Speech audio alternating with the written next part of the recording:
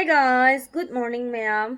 Ngasi di ma'am ichanupa gi manakta chatwini aduna ichanupa manakta chatpa haise ngasi di ma unaba phangaroi ba kalgino haibada aina chatoije ma moido school do pung 9 dagi chatlebako aduna school timing do chatringe da aido chatpa nang ngamaroi dana ko aduna hentokhreba ma saina pung 9 adudi aduna madu unaroi ba ko magi school fee ke ka sum thiruge tobune school fee tuition fee adagi boarding fee ke ka thiruge tobune do madi unaba nangaroi aije nungdhin chakadabado nungdhin je Heijingpot ama chakadaba layebako imanabi ge aduduna ngasidi adum marakta pharakta oina chatlanebako adum video matek adum hapchalake mayam yengbiyo yenge kekta doina te dudi lepo फजई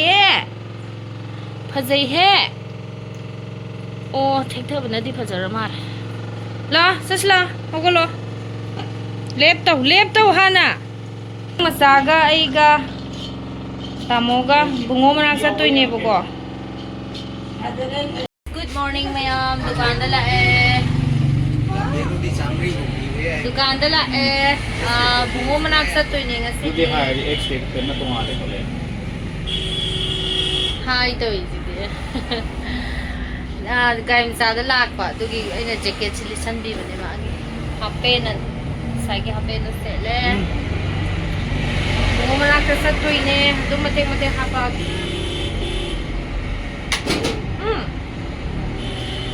mai ngale ene mai thalo na ta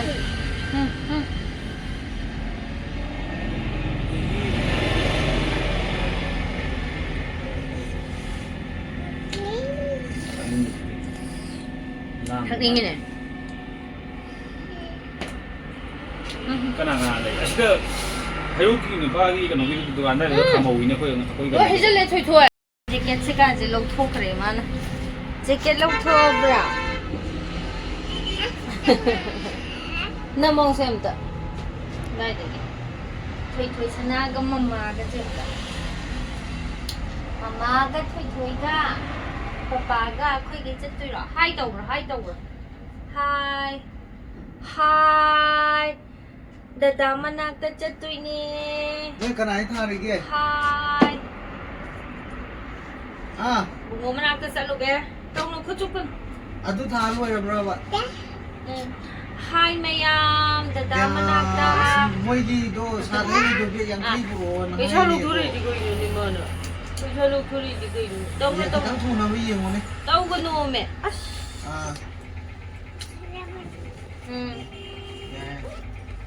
Chala zira. Mama na kisa kita bunida. Nama sa na min ni.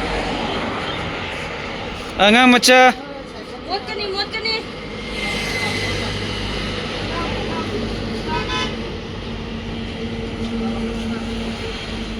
Tane mama ko ni.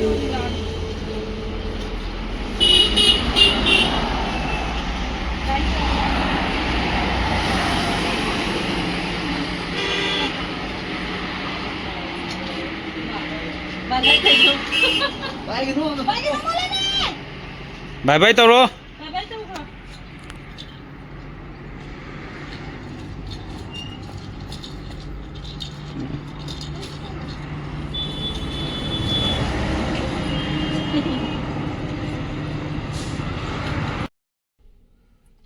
Mayam.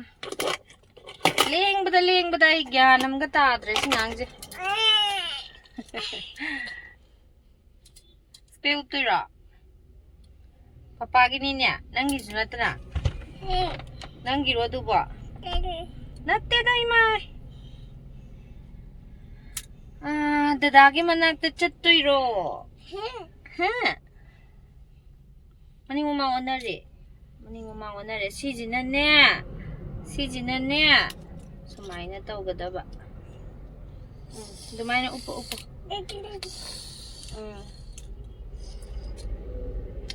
Matik hapak ke mea. Ai je yakhai pum bagine. Na bada mu pe ba. Yakhai hai je ai gi ya je ko.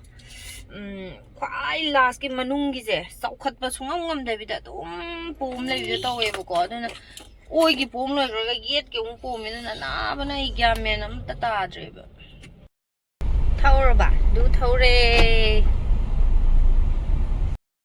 ꯆꯠꯄ ꯍꯧꯔꯦ ꯀꯛꯆꯤꯡꯗ ꯔꯥꯔꯥ ꯕꯦꯛꯁꯇ ꯑꯩꯈꯣꯏꯒꯤ ꯃꯤꯡꯖꯦꯟꯁꯦ ꯃꯣꯠꯃꯟꯗꯅ ꯃꯝꯃꯦꯗ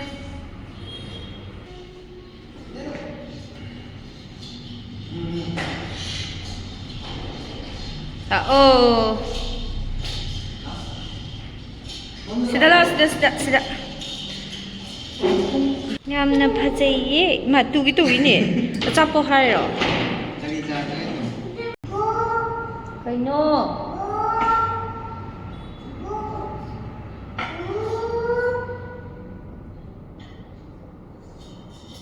papa ꯀꯧꯔꯤꯔꯣ papa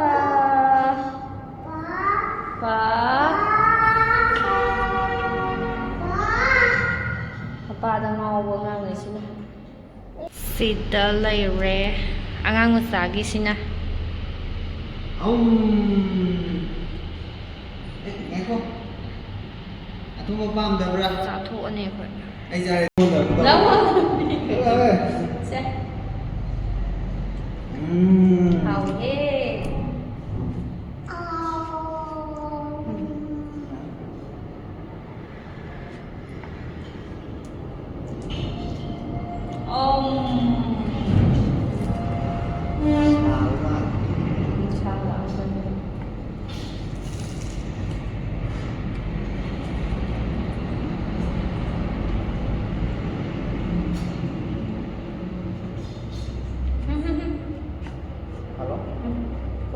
ꯃꯅꯦ ꯂꯩꯗꯥꯏꯒꯤꯅꯦ cement 50 ꯍꯥꯞꯄꯗꯣ ꯑꯗꯨ ꯀꯔꯝꯕ ꯔꯤꯁꯤꯞꯇꯣ ꯊꯥꯍꯜꯂꯣ ꯗꯥꯜꯃꯤꯌꯥꯗꯤ ꯂꯩꯇꯦ ꯑꯗꯨꯗꯤ ꯂꯩꯇꯦ ꯁ꯭ꯇꯥꯔ ꯂꯩ ꯀꯣꯛꯁꯦꯟ ꯂꯩ ꯁ꯭ꯇꯥꯔ ꯆꯥꯛꯄꯨ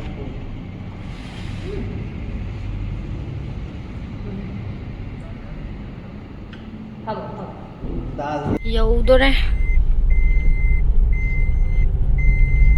ꯃꯥꯗꯤ ꯁ꯭ꯀꯨꯜꯗ ꯂꯩꯔꯝꯃꯅꯦꯕꯀꯣ ꯑꯗꯣ ꯑꯩꯁꯦ ꯉꯁꯤꯁꯦ ꯊꯕꯛ ꯑꯃ ꯆꯠꯊꯣꯛꯀꯗꯕ ꯂꯩꯕꯀꯣ ꯑꯗꯨꯅ ꯄꯨꯡ 1ꯗꯒꯤꯗꯤ ꯑꯩꯗꯣ ꯑꯃꯨꯛ ꯅꯪꯉꯔꯣꯏꯗꯕ ꯑꯗꯨꯅ ꯑꯌꯨꯛꯇ ꯂꯥꯛꯊꯣꯛꯑꯕꯅꯤꯗ ꯍꯧꯔꯦ ꯁꯦ ꯆꯄꯜ ꯂꯩꯔꯝꯒꯅꯤ ꯁꯥꯔ ꯍꯣꯏ ꯂꯩꯔꯝꯒꯅꯤ ꯆꯄꯜ ꯇꯣꯡꯉꯁꯤ ꯁꯦ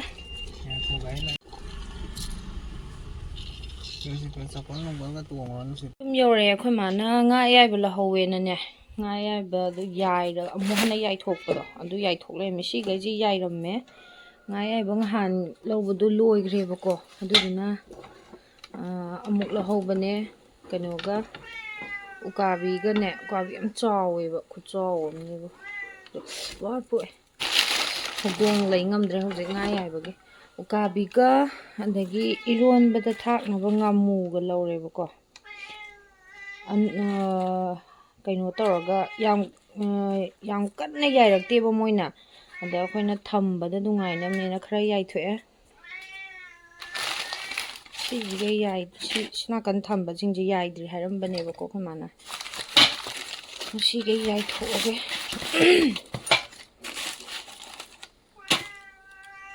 ꯑꯩꯁꯦ ꯏꯆꯥꯅꯨꯄꯥ ꯑꯍꯟꯒꯤ ꯃꯅꯥꯛꯇ ꯆꯠꯂꯨꯔꯦ ꯑꯗꯨꯒ ꯍꯜꯂꯛꯄꯒꯤ ꯀꯩꯅꯣꯗꯣ ꯕ꯭ꯂꯣꯛꯇꯣ ꯑꯩ ꯅꯝꯃꯛꯇ꯭ꯔꯦꯕ ꯆꯥꯛ ꯂꯥꯝꯕꯅ ꯉꯥꯎꯗꯅꯅꯦ ꯕ꯭ꯔꯦꯛꯐꯥꯁ ꯆꯥꯗꯦꯕꯀꯣ ꯉꯁꯥꯏ ꯆꯠꯄꯗꯣ ꯑꯥꯗ ꯀꯛꯆꯤꯡꯗ ꯔꯥꯔꯥ ꯕꯦꯛꯁꯇꯣ ꯑꯗ ꯑꯆꯥꯄꯣꯠ ꯆꯥꯏꯌꯦ ꯑꯗꯣ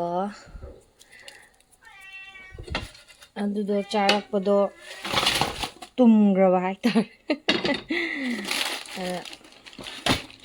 ꯁꯤꯈꯛ ꯉꯥꯏꯔꯦ ꯌꯥꯏꯗꯧꯕ ꯁꯤꯁꯤꯅ ꯈꯔ ꯄꯤꯛꯊꯕ ꯁꯔꯨꯛꯅꯦ ꯁꯤꯁꯤꯡꯈꯩꯗꯤ ꯌꯥꯝ ꯆꯥꯎꯋꯦ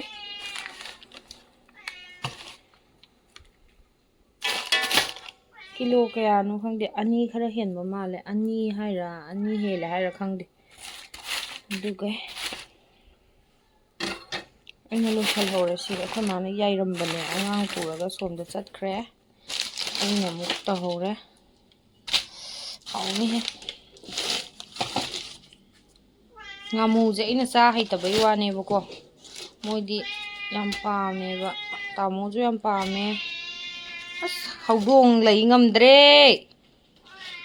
Nga manam tabada khangba ware. Kainu. Imay pe. Kay pijani na. Pigi nga ko. Ses.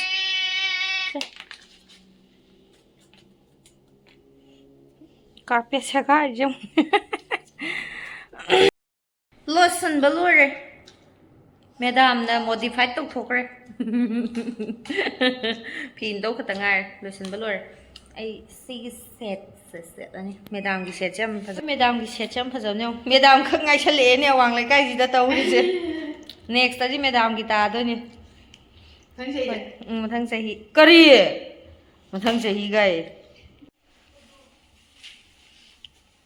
Silere full.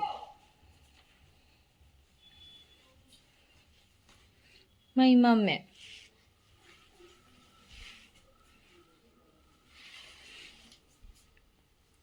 Thajane. Siga khangai bane ba khoi le kai da lai sabi je. Si chakhra ga si le hore. Sai dina ma ke se. Ma chakhre ma le hore.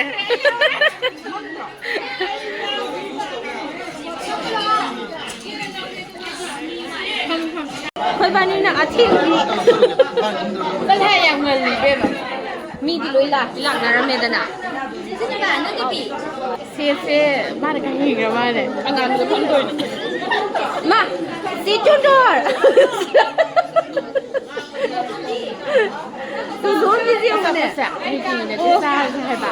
Sab khoi sa ba. Ha zagi. Matam koi la bagi tung da sa ba. YouTube yo ko ga la. Ne. Nang matiam yo ke. Se ho ko no. Na hu zga nyam zare he. Nang dre be. Nang sana bro. Ana ka ni hi. Maram no ram. Anda khaban jong ne hai be ne he. Ko ma yo roi ne. Kai ge. Sa le ga hai yo. Sana ji zare ga. Nang I ri da ba ma yang ge.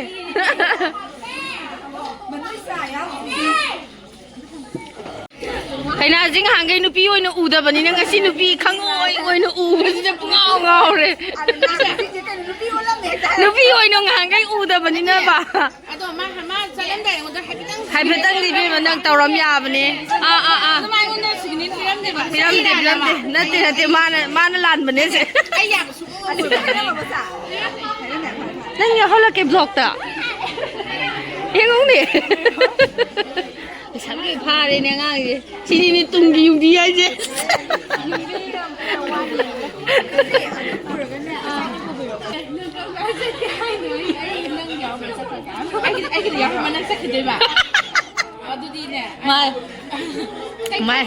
mai je adudi tha ni hung khangai re hai sinam lai re mai ai ngon gi bagal longning nge mai se longning nge adu na wa khon nate nang nang horon pi bani bai khan nge ko ado ai labi sai chana nu je ai na ju piram mam ne ya da na ai na thamam min ne no na pi ge je ni ka su yam me ma ikai badi khang de aseng ba tauri bra ai kap sari phone bai gi ya koi ba na phone bai gi ya da bagi to no mi je ka ba ge se Manau pi sina ne hana hongdo kare tu mana hai sa ji ma si da nang ka sa je pha lo mane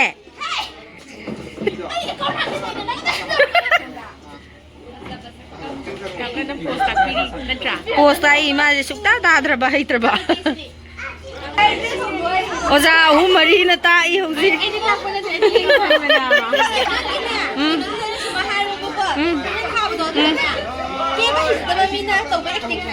Nate manau na acting tambi ba hai Nang ne si boy ma Oh itung yumbi ni ko Ai di acting hai jabi ni ga hayo Video story ne ai kapsari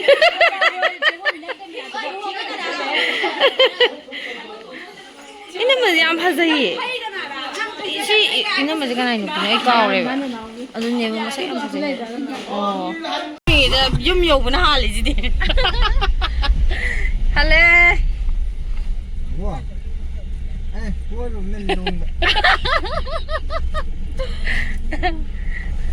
ꯑꯩꯈꯣꯏꯅ ꯂꯥꯁꯁꯨ ꯇꯥꯏ ꯑꯩꯈꯣꯏ ꯕꯥꯅꯤꯅ ꯂꯥꯁꯁꯨ ꯑꯣꯏꯔꯦ photo ꯀꯥꯞꯐꯝꯒꯗꯣ ꯑꯩꯈꯣꯏ ꯂꯣꯏ ꯊꯥꯡꯗꯔꯝꯃꯦ